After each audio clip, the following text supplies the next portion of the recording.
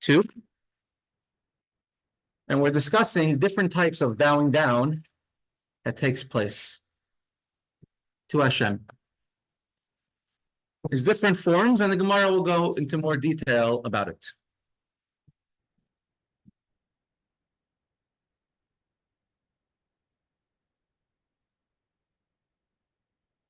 The question was like this. We mentioned a story. Rav bowed down. Rav came to a shul in Bavel. He was on a visit from the Holy Land of Israel. Right? Rav went on this big, long journey.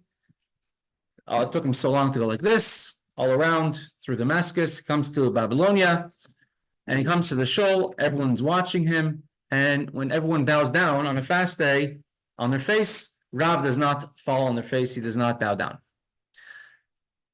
Why did he not bow down? So the Gemara gives an answer because the shul had a stone floor. And one of the 613 mitzvahs, one of the 365 mitzvahs, loisasei, negative mitzvahs that we have to be careful not to do, is not to bow on a stone floor. It's one of the negative commandments, right? One of the negative commandments. And over there was a stone floor. So Gemara asks a question like so. Now, based on this, we don't bow down on asphalt, concrete, any hard floor. We have a carpet. Many people, even if it's a wooden floor, they put something between them and the ground. But even a plastic bag technically would be enough, even if it's see-through, because the idea is not to bow directly on the way idol worshippers will bow down to their idols or to their stones, which would be directly on the stone. So Gemara asks like this. So it was a stone floor, and it was literally a biblical prohibition that you're not allowed to bow down. If so, Rav. Why did only Rav not bow down to the ground over there? Afilu kulu nami kamei d'Ravavi. Afilu kulu nami. Even the entire congregation should have not bowed down, should have refrained from bowing down, because you only bow down to Hashem on a stone floor, like we see in this drawing over here, and the drawings down this page a little bit further down that you'll see over here. Right? People are bowing to Hashem. When they hear the Kohen, the high priest, saying Hashem's name, only on the stone floor, only in the Beis HaMikdash, only in the Holy of Holy, in the holiest place. And Rav is in Bavel, he's in Babylonia. So nobody else should have been bowing down either. The Gemara answers, Kamei de Rav Havi. It's literally just a architectural anomaly. The shul in Bavel, in front of Rav, the floor was stone. The rest of the shul was not a stone floor. In front of the shul where Rav was a stone floor. So either Rav was put on a special platform, and there's probably not too much wood over there, and they made him a platform made out of stone, or Rav was in the front of the shul. And even today, you go in front of many shuls in the world, many different shuls, and the front of the shul, or you have it's made out of the floor is a different material, whether for design, whether for fanciness. Over there in the front is marble, and could be in Bavel. Many of the old shuls that are excavated now in Bavel, they did not have stone floors. They had earth floors made out of earth, not stone. And therefore Rav would, but in the front of the shul, where the Aron Kodesh is, and where the rabbi would be, in the honored guest Rav, over there was a stone floor. So that's one answer that the Gemara gives, why Rav did not bow to the floor in the shul, but everyone else did. You can ask a very simple question. Why couldn't Rav just move? Bowing is very important, it's very special. Why couldn't Rav just move? See, being chazan, and then he could not move? Why couldn't Rav put something in front of him, bow down and take off a robe, and bow down on the robe? So this is one question asks. Now, you could say like this, that Rav said, it's not my responsibility. It's the responsibility of the shul to make sure they could hear me as well. Just move the mic. It's the responsibility of the shul to make sure that I'm able to bow down properly in my place. So at any rate, this is the first answer the Gemara gives, that it was directly in front of Rav, this place with a stone floor. Ask the Gemara, let Rav go and join the rest of the congregation. He has to be specifically in the front of the shul. Sure, Rav didn't always make himself go up front, because you see when Shmuel came and Rav was together with Shmuel, Rav always let Shmuel go first. So let him go together with everybody else.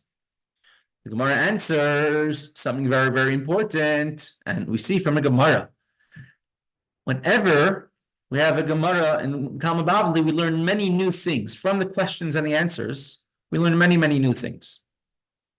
The Gemara Yerushalmi, question, answer, straight. What's the halacha? Here we learn many new halachas. Lo bai lemitrach letzibura. Rav did not want to trouble the entire congregation and inconvenience them, because if Rav would walk past them, they all would have to stand up. It's a very important thing. When a rabbi gets up, everyone has to get up. Rabbi gets up to talk, everyone should get up. If you don't do it, if a rabbi walks in, walks out, it's Kvod Rav, honoring the Torah, honoring the rabbi. It's a very important thing. So Rav, if he would go join the rest of the congregation in the shul, then everyone would be required to stand up as a sign of respect, and he didn't want to inconvenience everyone by standing up and making them stand up. So he'd rather not give up the opportunity to bow down during Tachnun together with everybody else, and not to inconvenience everybody.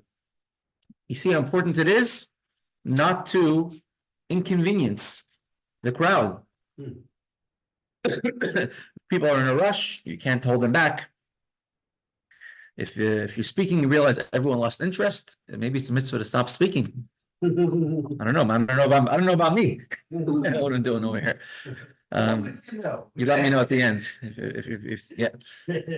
So he did not want to inconvenience anybody, and therefore Rav stayed in this place, and he did not bow down. He did not walk to where the congregation was in order to bow down. That's one answer you can give.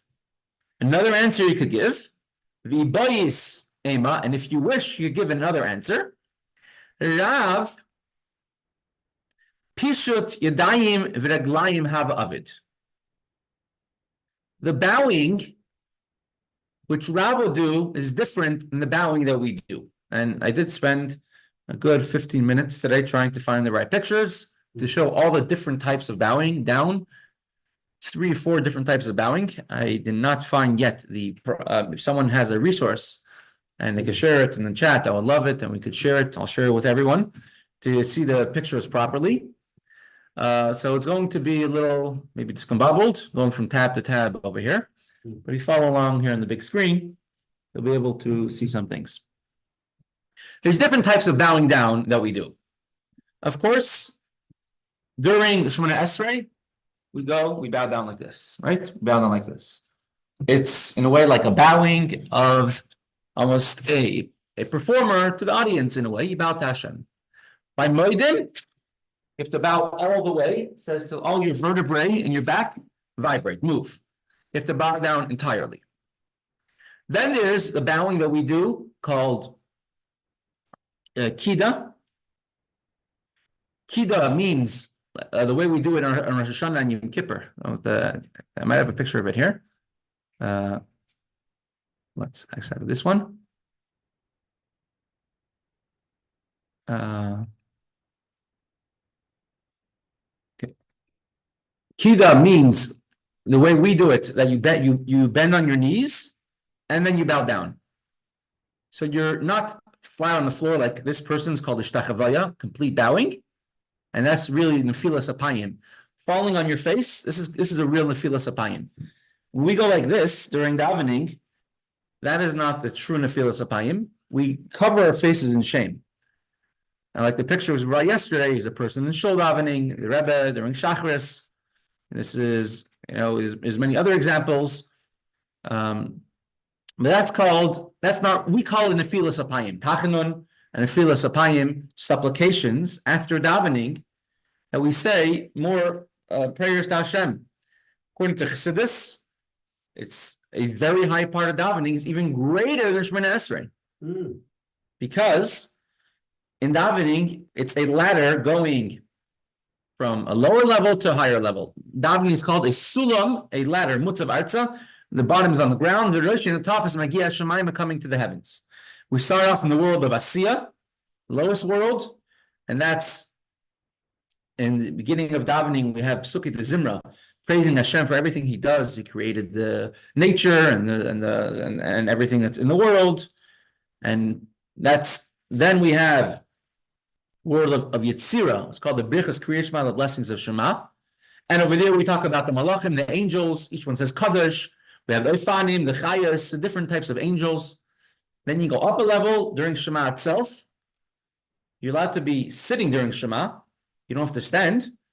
But so it's in the world of Yetzirah, Bria, the second world, a higher world. But Shema, you proclaim the oneness of Hashem, but there's two types of oneness. Echad. Echad means one, which has a second after it. So Hashem with creation, which could feel like separate entities. And then you have the world of Atzilus and Shemoneh Esrei, where there's nothing but Hashem's existence there. And over there we have to stand, and our feet are together like angels, Malachim. And it's quiet. And during Shemoneh Esrei, we bow down 4 times, the beginning and end of the first bracha, and the beginning and end of the bracha of Haidaya, the bracha of Moedim. And Atayv Shimcha. Many other people bow during other parts of davening. I have a tab open over here somewhere. One of these tabs with, this one did not have the resources I needed. Here is the list of when you bow down. Kida is total prostration. It's very difficult to do. We're going to see soon in the Gemara a story about Levi. I did see a drawing of Levi bowing the proper way, and he hurt his rib trying to bow down in the proper way. When he's trying to show how to bow down, and that means bowing on your face, falling down entirely flat, and lifting yourself up on your thumbs, holding your weight on your thumbs while you're bowing. Kriya is falling to your knees, and that's what we do now on Rosh Hashanah Yom Kippur. We fall to our knees, and Ishtakavaya, we bow. We don't fall flat on our face. The Rebbe Rashav, when he would bow in the shul, he would bow and make sure his face would touch the ground when he would bow on Rosh Hashanah and Yom Kippur. And his forehead would a lot of times have dust from the floor. His shtakava is knees, palms, and forehead on the floor. We do sicha, which is bending over. Someone during Shemoneh Esrei, bending over. Now, Rabbi Akiva, during Shemoneh Esrei, whenever he would say Hashem's name, he would bow down, and how he would do it is excessive discussions, but he would start off Shemoneh Esrei in one side of the room, and because all the times he bowed down, he ended up being on the other side of the room by the time he's done Shemoneh Esrei. We had a similar thing with the Bridget Rebbe, where it's like, correct. By the time we threw it that big, it'd be right. And people have different during Kaddish. Shulchan Aruch says to bow down 5 different times during Kaddish at the end of when you say Amen or Brichu for other. That's also the Amen Chabad. My Baruch Hu is our custom to bow down, and there's a source for it even. Again? Rabbi Silver, you said bow under the cottage. Rabbi Silver 2 years ago was saying that you're the cottage room. his father. And he bows during Kaddish. The All the end of, in the first, right, the end of 5 different times. Yes, Mr. Nadit, yeah. department maybe should be doing that. Yeah, Chabad does that as well. It's brought in Shulchan Aruch brings it down. The Shofar says bow at it. To bow by Shmei Rabbah, Mashiach, Berichu, Yisbarech, Damina Ba'amah Bimnu Amen, 5 different times. It said actually the And the Rebbe would actually do it not just there, but in any Kaddish D'Rabbanan. Before every time saying Amen, the Rebbe would bow down as well. They said over there actually that the Umayyon was supposed The Umayyon was opposed to it, correct. Yeah, that's not our discussion for right now. So Shalom, we bow down to the right, to the left, and then the center, and then the center again. Exactly where? It's interesting. The Rebbe will do different times during different years. During Kedusha, the Chazan, sometimes the people, they bow to the right, to the left, and the center of the Kara Zeh, El Zeh, V'Amar.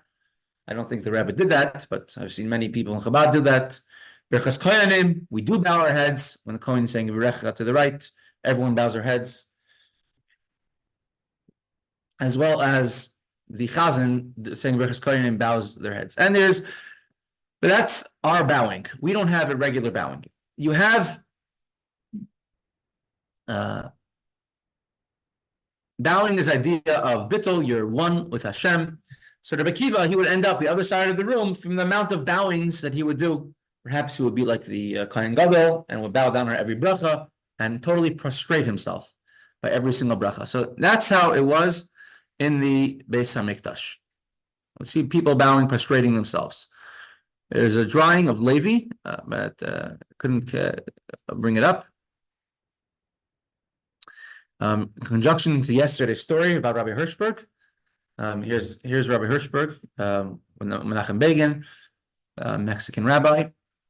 I'll just read a little bit about Rabbi Hirschberg. Was born in Poland in 5676. That's 1916. His father died before he was born. He's named after his father. He was in Meir Shapiro's yeshiva, Chachmei Lublin. To be accepted, he had to be from the elite of the elite. In learning, you have to know by heart. I think 600 blot, or maybe I think later on they lowered it to 300 blot by heart.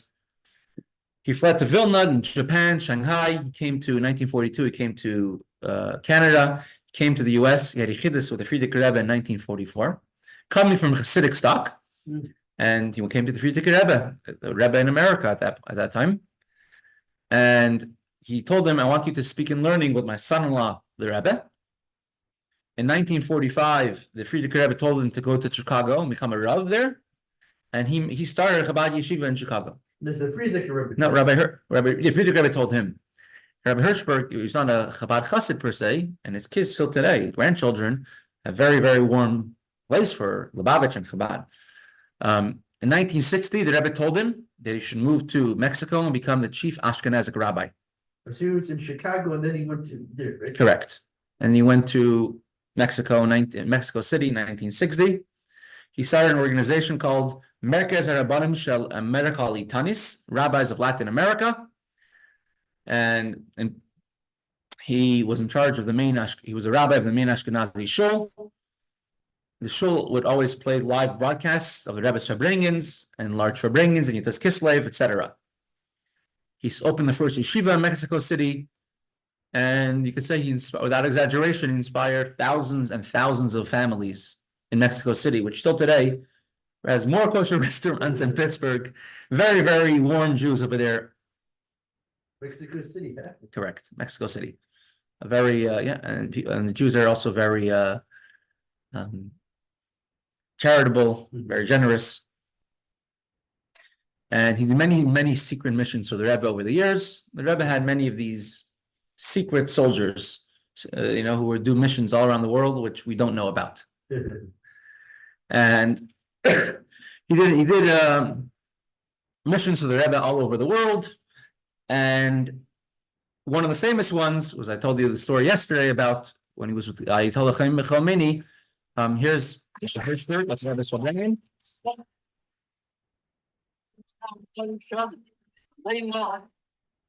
See, he can start with this is in the year 1980. 1984, and Rabbi Hirschberg passed away actually, I think, in 1985. That's the year he passed away. He went to, let me X out of here. He went during we said this story yesterday. The Rebbe told him to bring Hanukkah candles to Iran, and it was in the middle of the summer. And then the mission to visit the American hostages in the U.S. embassy was canceled, was aborted. At that point, because I think the U.S. tried to make a rescue mission to rescue the American hostages, and they crashed inside. They crashed in the middle of the desert, like outside of Tehran.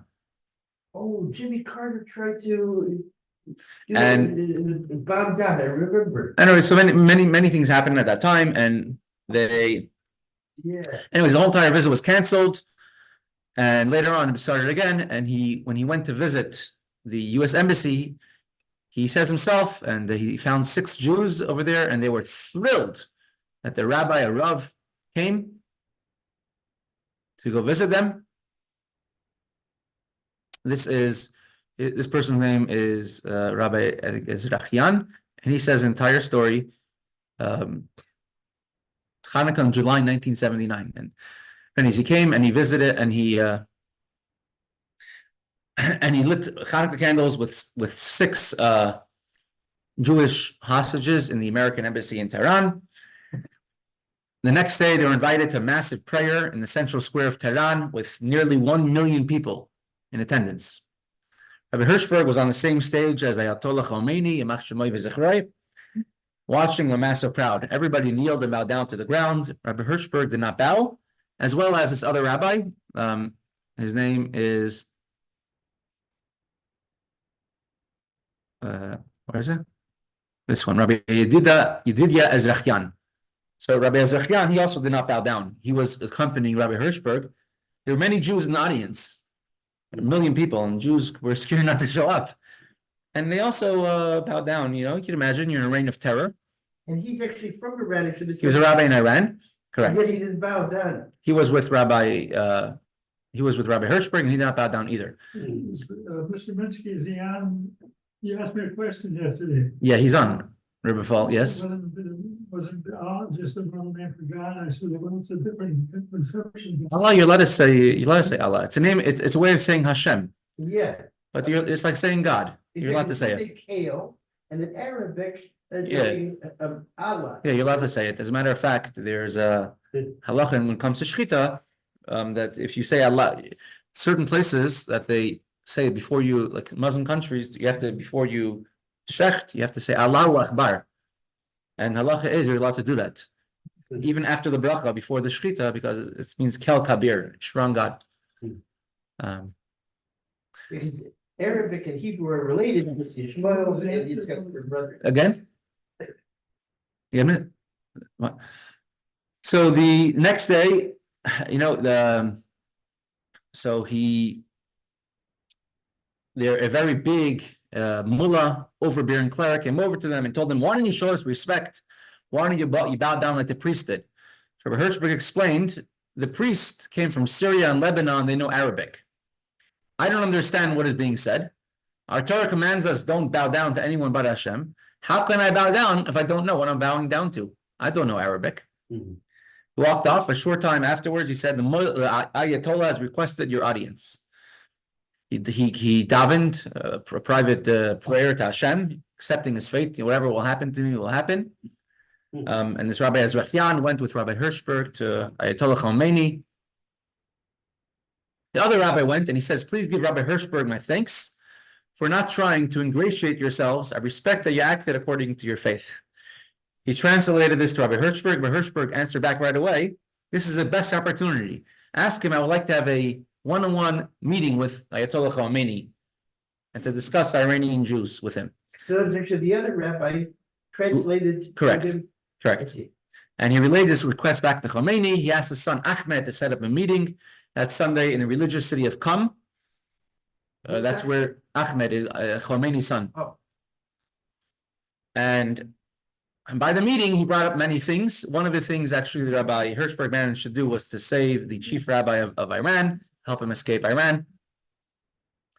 and many other things that were taking place. Jews would not be harassed for having a Star of David anymore. Even though no alcohol was allowed at all in Iran, but he allowed Jews to have alcohol for Kiddush. There was a military curfew. No one's allowed to walk in the streets, pain of getting shot or arrested or shot. And Jews who went to Slichos early in the morning for the entire month of Elul were allowed, if they're carrying the talis and tefillin on the streets, the Iranian Revolutionary Guards will allow them to go to shul, even though it was during curfew. And eventually, this Rabbi Ezrachian became very close to Ahmed Khomeini, the son of Ayatollah Khomeini. And who had become close friends? this Rabbi Ezrachian. Oh yeah, he became close friends with Ahmed. And eventually, Chabad, Baruch Hashem, they saved, over 1,000 young boys and girls, like young people from Iran, from the draft. And later on, their families came and joined them as well. And later on, he had to escape, etc. But it's a very complicated operation. And when he himself came out of Iran several years later, and he was in Yechidus with the Rebbe, and he says, I know firsthand everything that the Rebbe did for the Jews of Iran. And the Rebbe told him, now that you're free, you can't take it easy. You have to see to it that all the Iranian Jews should not lose what they had in Iran. And Baruch Hashem, he could say that Iranian Jews in America and many other places in Eretz Yisrael have, in many ways, even more of a connection to Yiddishkeit than they had in Iran. You could say. So but it all comes from Mordechai Lekam V'Lishta. His name is Rabbi Avram Mordechai Hirschberg. Mordechai did not bow down in Iran. That's where Mordechai did not bow down, right? Mordechai did not bow to Haman in Iran. And this Rabbi Mordechai Hirschberg, did not bow down, and Baruch Hashem ended up helping the Jews of Shushan of Iran. It says Rabbi Avram Hirschberg. Yeah, his name was Avram Mordechai. Oh, okay. Okay. That's him saying the story, if you ever want to check it up. Okay.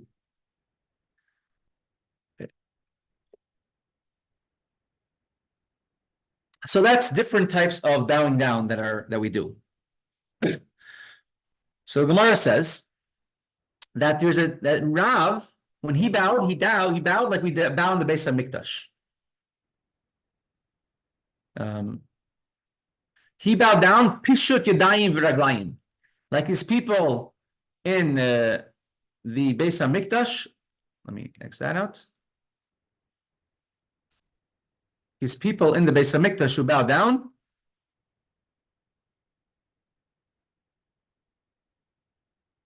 Right, like this person over there, and this person over there. That's how Rav would bow down. Everybody else would bow down, not pishu yadayim v'raglayim, just on their knees. And Ula, we mentioned him many, many times throughout Shas, and he was also a journeyman, traveled between Babel and Eretz Yisrael, communicating between the two schools, all the yeshivas in the Babel and Eretz Yisrael. And Ula said that the Torah, which is not the halacha, but he says you're allowed to bow down on a stone floor on your knees, like we do in Rosh Hashanah and Yom Kippur. That you're allowed to do on a stone floor. You only cannot bow down flat and filas apayim on your face. That is what's prohibited, to bow down on a stone floor. So Rav was in shul, and the floor of the shul is stone. Everybody in the shul was bowing down on their knees, and then bowing like we do in Rosh Hashanah and Yom Kippur.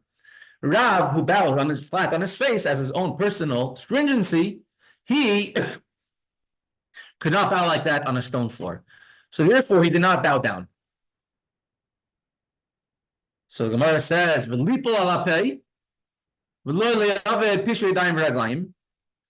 let Rav follow along with everybody else does.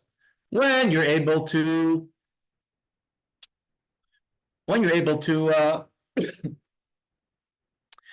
be like everyone, when you're able to keep your stringency and bow straight, flat on the ground, right? Like these people here in the Beis HaMikdash, you could do it. But now you're in a shul which has a stone floor. Do what everyone else does. Follow the ruling of Ula and bow on your knees. which according to Allah, you're allowed to. Halacha nowadays, of course, you can't. The Gemara answers what we said yesterday, 2 days ago, very, very powerful thing. Loy mishani miminhage. Rav did not want to change his custom. If you do a stringency more than 3 times, it has the halachic status of a neder, a vow. And if you vow, if you swear, you have to do a Torah Nedarim to annul his vow. And it goes even to the extent that if somebody travels to a city and always stays in a certain place or a certain hotel, you shouldn't change it. You should continue going back to the same place. Because if you don't go back, it seems like you don't like the old place anymore. We see with Avram Avinu, he went down to Egypt, he was very poor, came back from Egypt, Paro gave him tons of gifts. He stopped at every single inn that he stopped on the way there, he stopped on the way back. He wasn't looking for the Ritz-Carltons and the Waldorf Astorias in the desert on the way back. In the places he stopped there, he stopped on the way back. Though now he was wealthy and respected, and before he was not well known as much, he was poor at least when he left. He lost his entire crowd. Came to Israel with 75,000 people following him, and they're gone. They didn't come with him to Egypt. They were only fair weather friends. As soon as there was a hunger in the land of Israel, they all ran off. I was wondering what happened to the book. Yeah, I see. You don't see any of them around nowadays. So even when it comes to a stop on the road, you should go back to the first place. Because you're saying you don't trust the other guy's kashrus. However, so for definitely when it comes to a mitzvah that you do, and Hashem will always help you keep a minhag. To keep a certain person who would every single year give a lot of tzedakah to a certain cause, a certain tzedakah. And one year, unfortunately, the wheel turns, he lost a lot of his money. And this tzedakah, this charity came over to him asking, could you please give us, like every year? And he could have easily said, I would love to, but this year I can't afford it. So he said, nope, I'm going to do it anyways. Because he can't change a custom that he has. And it's a story. He ended up that Baruch Hashem, the brachas came afterwards, the blessings came, and he, Baruch Hashem, regained everything that he lost. Perhaps it was a test. But a minhag, a custom, we said yesterday, is extremely important. Don't change a minhag that you have. A good custom that you have, you don't change it. We spoke about those who come to Chabad and they wear extra levushim, extra garments, whether it's a gartel before they're married, whether it's a shtreimel, and the Rebbe says, don't take away something that you already have. Yossi, ma nishma? Boker Tov, Rabbi. Boker Tov. Ich Yaakov. It's okay, הכל בסדר, הוא עסוק בעבודה. Good, it's Baruch Hashem. תן לו דש, בבקשה. I will, תודה. בבקשה. So a minhag, a custom that we have is very, very important to do.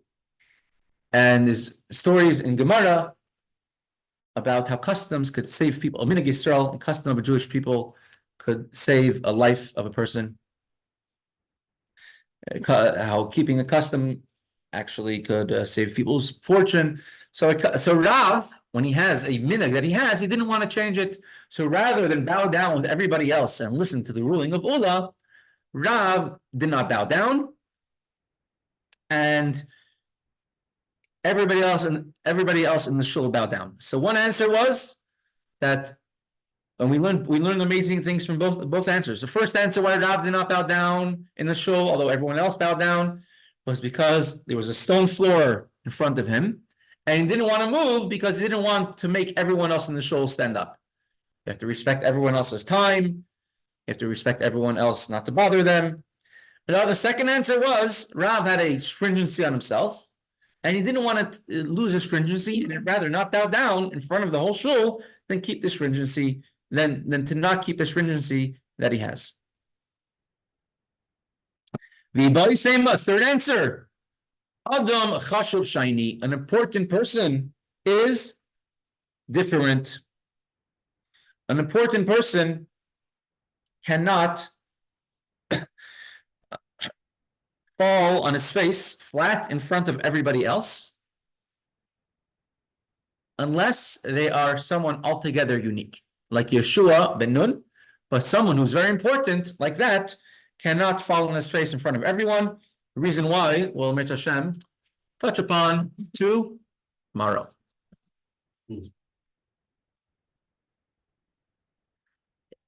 Continue right along. Let's come to the Umayyon.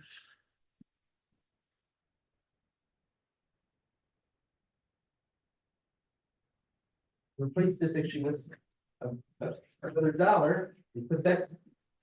Very good. Put that So- dollar into the first Correct. and keep the George watches dollar. Oh. Chachma, over here, first of the Sfiros.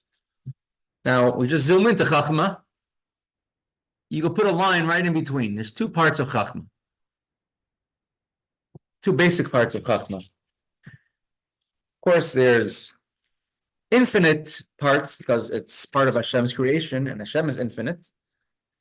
But we're touching now upon two different aspects of Chachma, of wisdom. One is aspect of how it's connected to what comes before it. It's the bottom of Keser, of you call the Ein Sof, the infinite light of Hashem. And with that, it always feels not inferior, it feels insignificant. Inferior means I want to feel more important. I should be feeling better than I'm feeling right now. Chachma doesn't feel inferior to anybody. Feels insignificant.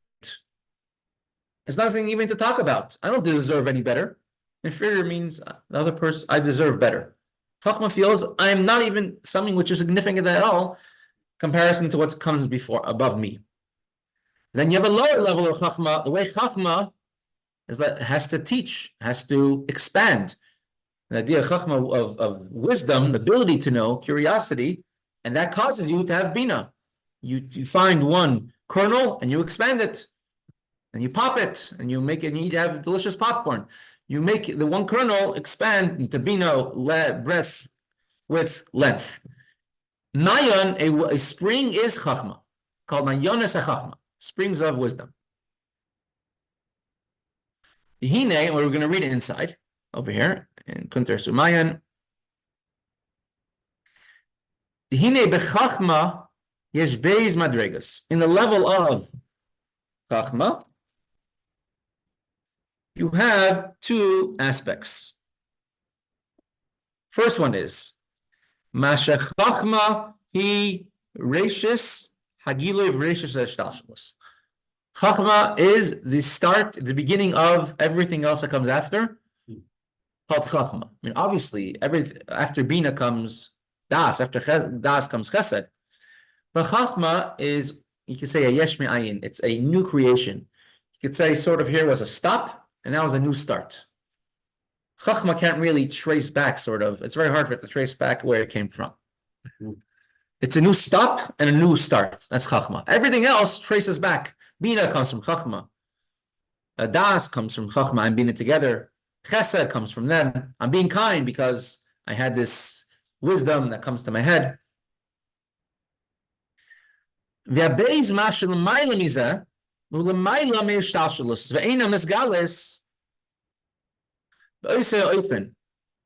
second aspect of Chachma is that it is connected to the level of Keser and the level of Ein Sof, the infinite light of Hashem. And therefore, it is higher than creation, higher than this whole entire system of Ishtalshalus, of the chain-like progression of worlds. It's above all that. And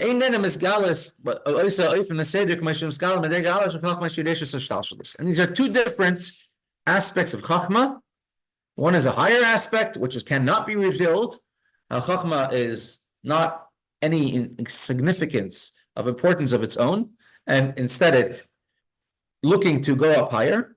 And the lower aspect, which that you could define, Chachma, the grain of knowledge, curiosity causes that everything else should come about after. These are all spheres. Again, spheres are not physical things, and they're not even things that we could fathom. These are just descriptions, adjectives, to give us an idea of what a sphere is like. As we learned in Derech Mitzvah, not that any of his spheres actually work are actually like Chachma or Bina, but that's the closest thing we could comprehend of any spirituality is such a thing. Vinyanam b'koyach hachachma shebenefesh hu k'inyin b'rikas u'skiras ha'seichel.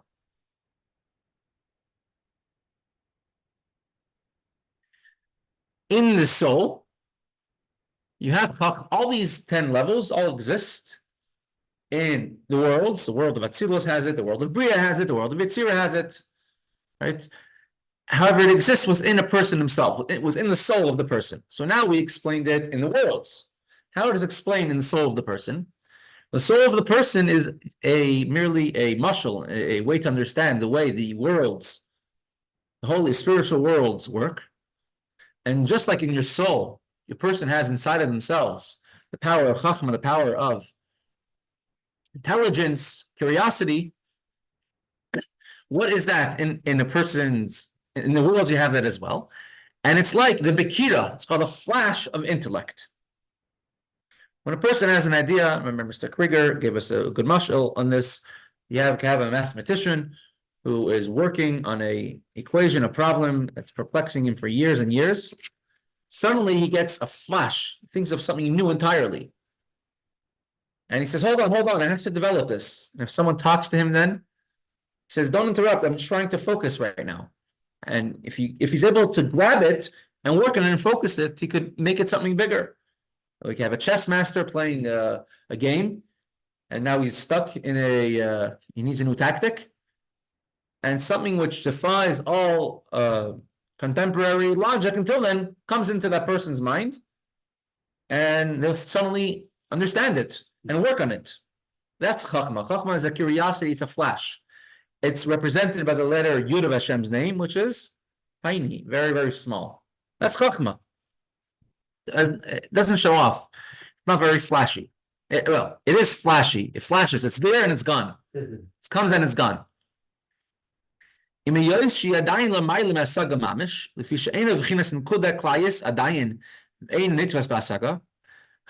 is not tangible.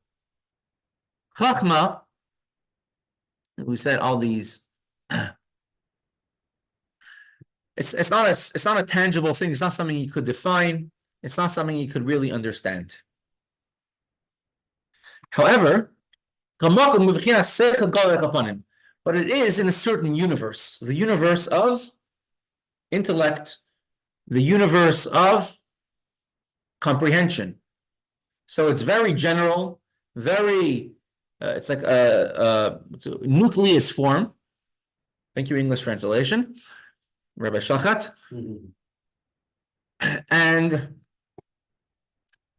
But it's not defined, but we know which ballpark it's in. It's in the ballpark of Chachma. It's wisdom. It's not Ein Sof. It's not emotion. It's something which is connected to wisdom. If a person has a flash of inspiration, he knows in general what he's looking at.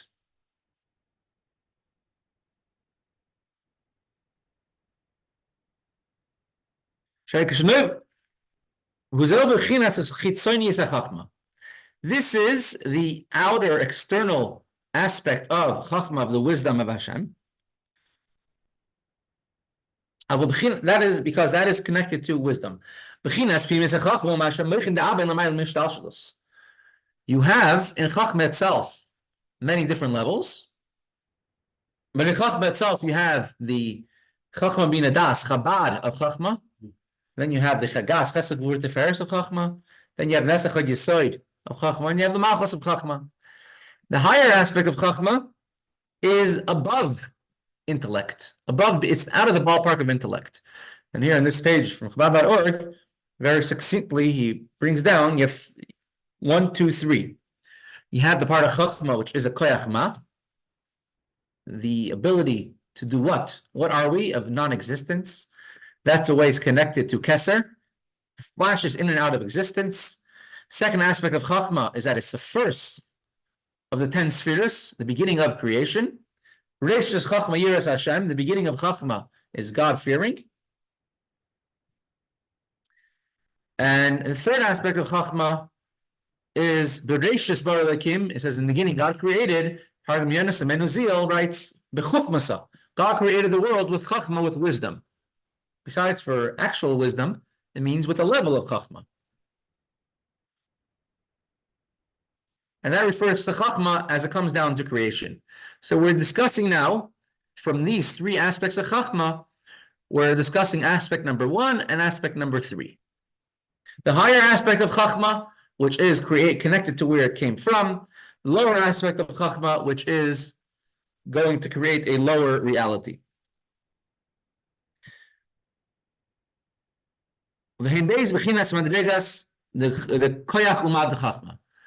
word Chachma is made up of 2 words, as you see here on the screen. Koyach and Ma. Koyach means power. Ma means what? The higher aspect of Chachma, which is that it wants what's above it, is Koyach the Chachma zeu inyan ispashtus elabina. Uma the Chachma nisap kusal keser. Koyach means a power. That's the way people perceive me. The power of Chachma is a lower aspect of Chachma. Number 3 on this list over here, which that Chachma could create lower worlds. The higher aspect of Chachma, which we're talking about, which would be on this list, number 1, which is not a non-existence, and it's only connected to what comes before it, which is a higher half of Chachma, that is coming from the word Ma. Ma means what? Which means I don't exist. As Moshe said, Nachnu Ma. And Moshe Rabbeinu himself, he said he was the epitome, he was the perfection of the level of Chachma, of the world of Atzilus, the Chachma that is spoken about. And he himself, he had 2 aspects of him. It says on Moshe Rabbeinu himself, his top half of his body was a hormin. There's a Latin word which means like godly. And the bottom half was a hormiz, a person. Now, was he literally like that?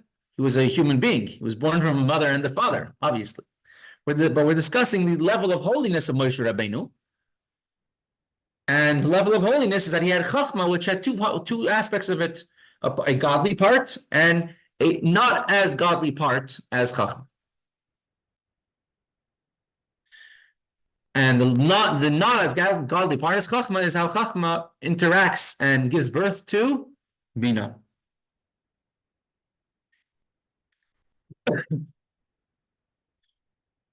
The higher aspect of Chachma is what makes it go beyond comprehension, knowledge, and understanding. And therefore, people will never, people who have no connection to godliness, you can think they're a 3 times a year Jew, or 3 times a life Jew, or no time a life Jew. And nevertheless, when it comes to sanctifying Hashem's name and feeling proud that they're Jewish, they're going to go all the way because they have the level of Chachma inside. And the level of Chachma itself, they have the higher level of Chachma, which is connected to Hashem. It's non-existence. And people, therefore, a Jew would say, who am I in the face of the God of the world? And they're willing to put everything, their life, their fortune, everything on the line for one Jew. I will conclude with a very short anecdote, just to show about how a Jew can be so far from knowledge and feeling of godliness, and they're going to put everything on the line for it. This is just a story from communist Russia in the 1960s. There was a brother and a sister. And they came from a town in Russia or Ukraine where the Nazis killed all the Jews in the town. And miracle of miracles, this boy and girl, brother and sister survived, although their parents were killed in the Holocaust, or killed by the Nazis.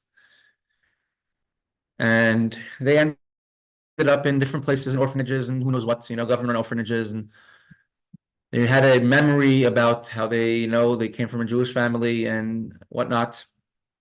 One of them was older and managed to stay with his sister.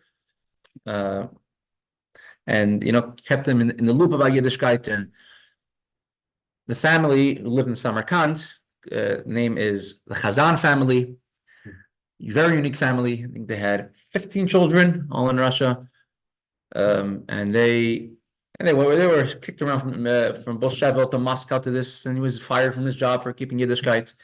And his kids, his children, his boys and his girls, Baruch Hashem, all today, all Hasidim, some Chabad, some other types of Hasidim, who are all fiery. He himself was not a Chabad Chassid, but all of his children became Chabad because that's who were the from Jews in Russia at that point. There was almost no one else. And they kept on getting in trouble with the government and getting in trouble with this and with that. And he met this very big activist for Yiddishkeit, in addition to finding all of his works and jobs. And he meets the boy, and brings him to his place where he works. And he had a boss. It's 12 o'clock, so I don't want to hold anybody. A cooperative. The owner of his cooperative was a Bukhari Jew, and he felt such a affinity to Yiddishkeit. He grew up under communism, a young person, knew nothing about Judaism except that he's Jewish father and mother. And he told him, "Can you please do me a favor? As a young boy, his parents were killed in the Holocaust, and we need to give him a place where he doesn't have to work on Shabbos." And he agreed, and we brought him in very unofficial ways, and he gave him his job in the factory. Bukharin did, right? Bukharin gave this older brother, a job in the factory where Chazan lived, where Chazan worked. And then later on, they're trying to get the sister away from a place where she lived, a very non-Jewish environment, no kosher food. And they managed to get her a permit to live in Moscow. It was very difficult to get. Don't ask me why. Here in the US, you don't need a permit to live in a certain city, but there you do. And they got her a permit to live in Moscow and to come join. However, it was dangerous. Everything's so secrecy, and us people, living in free countries cannot really understand. It was imperative to keep a secret that they're related to each other. Because in that case, they could, one could lead to the other. They're following this. They will make networks, and if you're related to someone who's keeping Yiddishkeit, keeping any Yiddishkeit who goes to shul, they follow them. And they follow anyone related to them. So it's imperative to nobody should know, even his boss, that they're related to each other. He knew that they're a brother and sister, and he got them both working in the same place. And this young Bukharian Jew who had no knowledge of Yiddishkeit, he didn't know anything. He didn't know what Shabbos was really. Maybe he knew because Rabbi Chazan didn't work on Shabbos, and he sort of let it fly under the radar, as long as he didn't get in trouble, which he eventually did. But he knew very little, no formal Jewish education at all, didn't know much about anything of, Tefillin, Torah, none of this. And he went over to Rabbi Chazan, and he says, "We have a young Jewish boy and a young Jewish girl working in our factory. Could you ask them, maybe they want to meet each other, maybe they should get married to each other." And he says, I'm going to give, I think it was 5,000 rubles, an insane amount of money, huge amount of money, for them. So he was in a big quandary. And he tells the boss, I'm not sure if they're the same type. I don't think it's such a good shidduch. And this boss will not let up. Every day comes over to him. Did you bring it up to them already? Did you speak to them already? I know he trusts you. I know you know her a little bit. Could you please bring it up to them? He said, I just want to see a Jewish boy and a Jewish girl get married. That's all I want to see. And then he came up and he says he's offering his offer to 10,000 ruble. Tremendous amount of money. And who knows what you could do with it back then. And so afterwards he came back to the boss and he says, I spoke to both of them and they know each other a little bit. They don't want to, they say it really doesn't fit. It's not a good fit. And he kept on pestering him about it till eventually the girl had to move to a different factory, but she already had her. So here you have a Jew who knows very minimal about Yiddishkeit, but he's willing to put tremendous fortune on the line and also put himself in danger many times in order to help another Jew. After World War II, after the Holocaust, and there was a big movement of Jews all around Europe. Escaping Russia was one aspect of it, but the main idea was escaping communist-held countries and going to American-held countries or freedom countries. So escaping Eastern Germany, escaping Hungary, Poland, all these places, Czechoslovakia, as the Russian communists were taking over. And there was a very big group called the Bricha, which would help. A lot of them were from the Jewish Legion, Zionist, young Zionist activists, and they would help Jews smuggle them over borders, smuggle them from country to country. And of course, they were very involved. Chabad, they helped Chabad a lot too. And when Rebbe Zechana, the Rebbe's mother, was asked about these people of the Bricha, they don't keep Shabbos, Yom Tov, they don't eat kosher, and she called them, they are tzaddikim without yarmulkes, holy people without yarmulkes. Right?